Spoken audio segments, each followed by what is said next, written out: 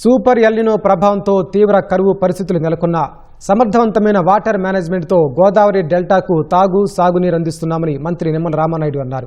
కాకినాడ జిల్లా Pithapuram branch canal 0 పాయింట్తో పాటు Yeleru canal రెగ్యులేటర్ను పరిశీలించారు. అనంతరం ఇరిగేషన్ అధికారులు రైతులతో సమీక్ష నిర్వహించారు.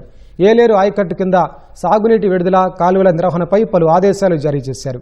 5 ఏళ్ల గొడ్డెలపాటి పాలనలో కాలువలు, లాకులు, షటర్ల నిర్వహణ నిర్లక్ష్యానికి గురైందని విమర్శించారు. సాగునీరు గురించి కానీ వ్యవసాయం గురించి కానీ మాట్లాడేటువంటి నైతిక అర్హత మీకు లేదనే విషయాన్ని అందులో పర్టికులర్గా ఏలేరు రిజర్వాయర్ ఈ 2 సంవత్సరాల నుంచి కూడా నేను కూడా చూస్తూ ఉన్నాం. గట్టిగా వర్షాలు బాగా గట్టిగా పడితే ఎక్కడికక్కడ గండ్లు పడుతూ ఉన్నాయి, వర్షాలు రాకపోతే ఎండిపోతూ ఉన్నటువంటి పరిస్థితి.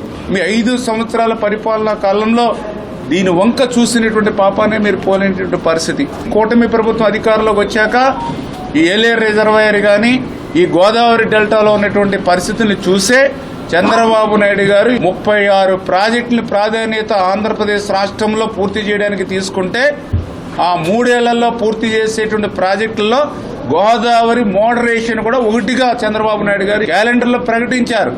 ఏలేరు రిజర్వాయర్ కూడా దీర్ఘకాలికంగా ఏదైతే ఇబ్బందులు ఉన్నారో వాటిని కూడా తొలగించేటువంటి కార్యక్రమానికి కూడా శ్రీకారం చుడతామని చెప్పి తెలియజేసుకుంటూ ప్రజలు, రైతులు అందరూ కూడా సహకరించాలని చెప్పి మీ ద్వారా అందరినీ కూడా కోరుకుంటున్నాం.